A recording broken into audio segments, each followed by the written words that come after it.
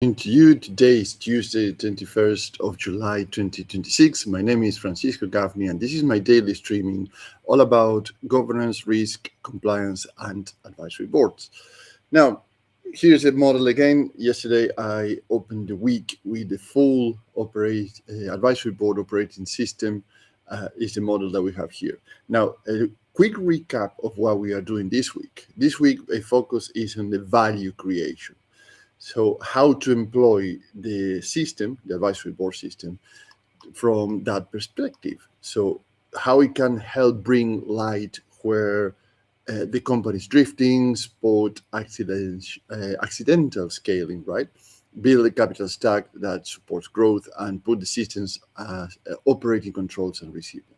So, the main point, if you want to say what we are talking about this week, is about value creation from the advisory board perspective, utilizing the model that we have in front of us. So today we go to the top of the model is a commercial acceleration. Bearing that in mind, we're going to focus specifically in brand, people, and partnership, and how we can create value to the organization utilizing an advisory board.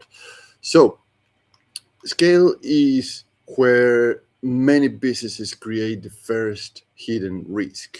And we're going to unpack this now. Not because they are doing nothing, because they are doing a lot. It's the opposite. So it's too much activity and revenue. For example, revenue is moving, the pipeline looks active, customers are coming in, partnerships are being discussed. So the teams looks very, very busy. That is from the outside.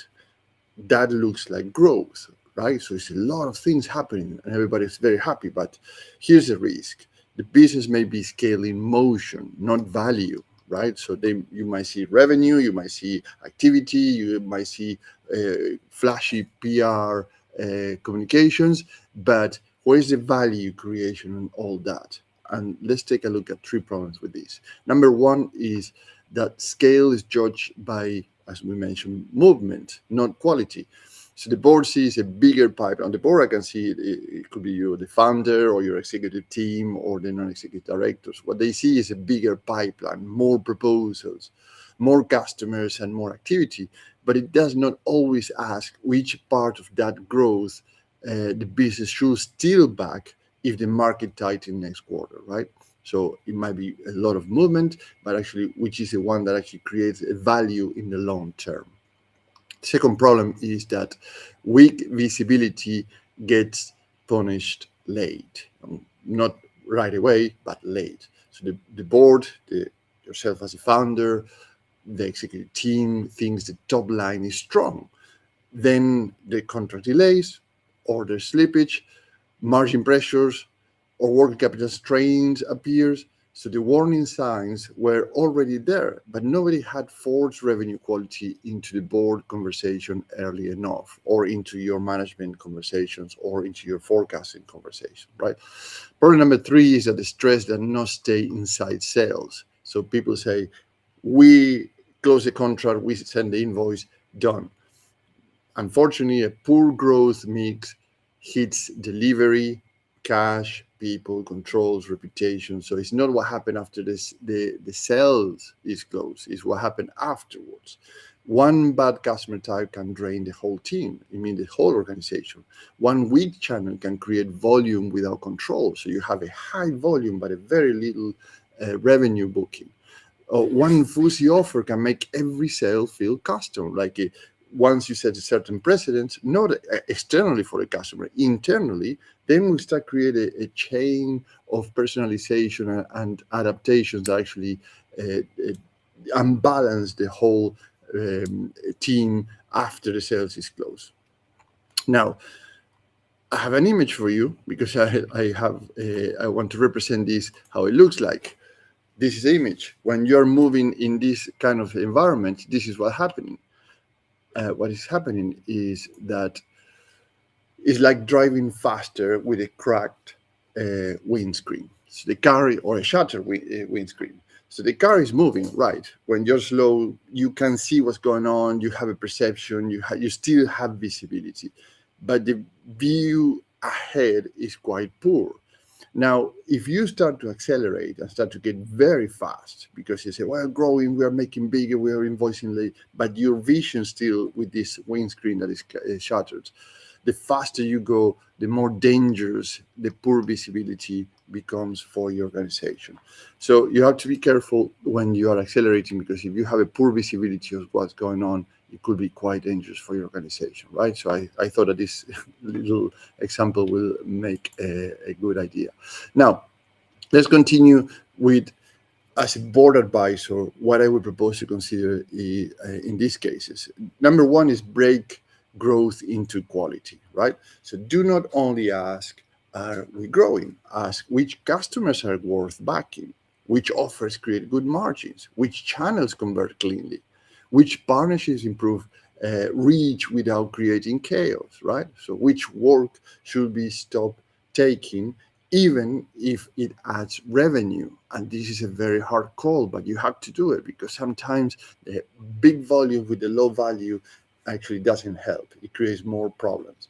That is how the board starts separating real scale from busy scale, right?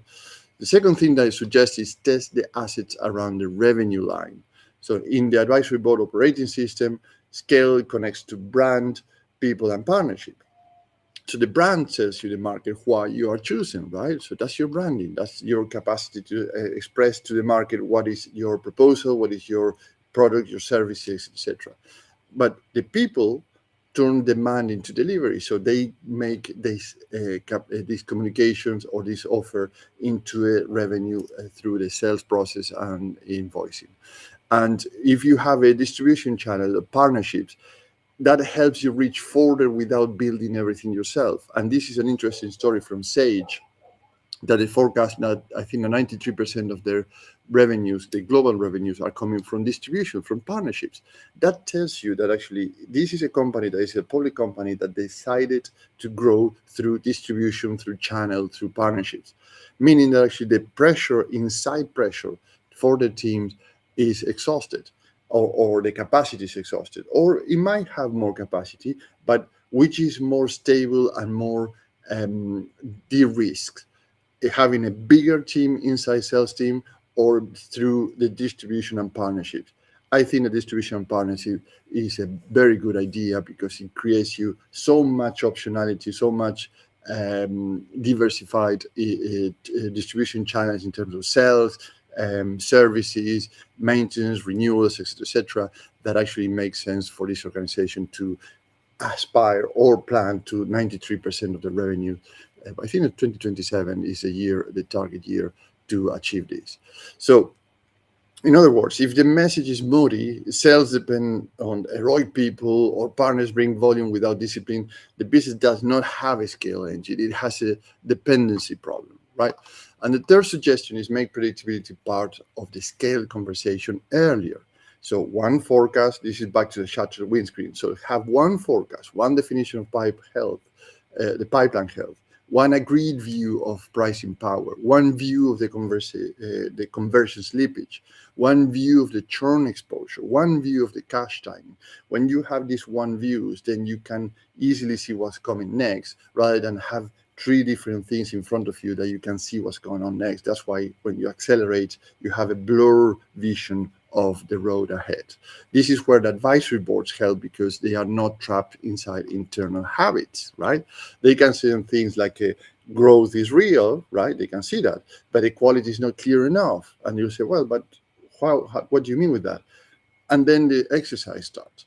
They can see things like a board is seeing volume before it sees repeatability.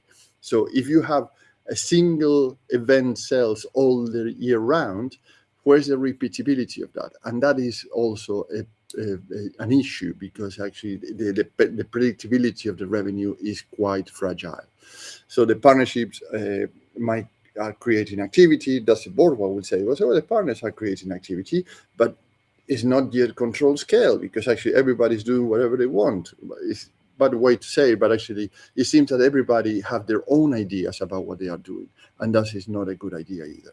So that type of questions, you might feel that it's a challenge, but it's useful, because it forces the board or the executive team or yourself as a founder to look under the growth story before capital systems and transformation decisions are built on top of it, which is something that we're going to discuss later in the week. The point is actually that's how you start to build the foundations for the higher valuation of your organization. And here's the point: a rotating advisory board also lets the business add the right people at the right point. For example, for scaling, that might mean commercial strategy, pricing, partnerships, brand positioning, sales processes, or that kind of expertise in your board. It doesn't mean that you need somebody that actually been doing the same business for the same kind of setup for the last 10 years or 5 years. So you do not always need one permanent senior hire. What you need is a right specialist capability around the current milestone. And that's why it's important what I'm going to say now. This is what you gain working with me: the business outcomes, the differentiators, and the risk reductions. And let me open my little box of secrets. The outcome is a cleaner scale. So the revenue becomes easier to read, easier to repeat, and easier to connect to the capital, the systems, and transformation decisions that follows. So every consequence has cause, right? The differentiator is a rotating international advisory board. It brings specialist capability across revenue, strategy, governance, partnerships, and operating rhythm faster than hiring one executive with a lower overhead at a big consulting firm and no talent locked in, because this is a reduction of the risk for an accidental scale. Members can be swapped every 6 months as the project evolves. So the business keeps the right expertise for the stage you are in. So you are not locked in how it's called, a static thinking, or this is the way that we do business around here. Now, let me show you another picture. Actually, this is an exercise for today, and what you can do it in less than 30 minutes or less. And this is our visual cue how we can do this. This is before your next meeting with your senior team members or your board or your advisory board. Ask for one scale map, a one pager. And this is a one pager, so it's very easy to do. Show the top 5 growth assumption, the 3 biggest commercial friction points, and the one metric that best proves repeatability, right? So it's like a wedge, like this way. So the 5 growth assumptions, the 3 biggest commercial friction points, and the metrics that best prove repeatability. And how we do it this way, because actually if we cannot prove at the end repeatability in all these motions, then pretty much you don't have a scale there. You have a model that actually goes and have to make a double the efforts every single time, because there is no recurrent activity. All the time is forward. It's very hard to manage.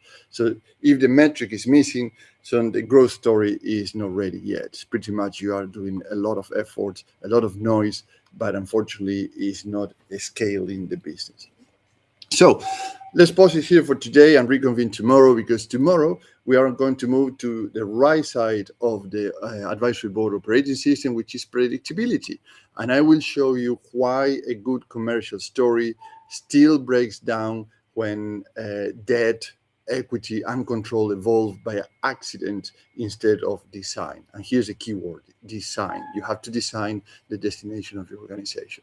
So if you're a founder, a chair, non-executive director, you're in the C-suite of a company, and you want an international advisory board to make growth more predictable and prepare the business for cleaner capital, let's have a 30-minute chat so I can understand where you're coming from, where you are today, where you're looking for, and I can show you how to scale as a milestone will work in your company. So have a great day, and I'll see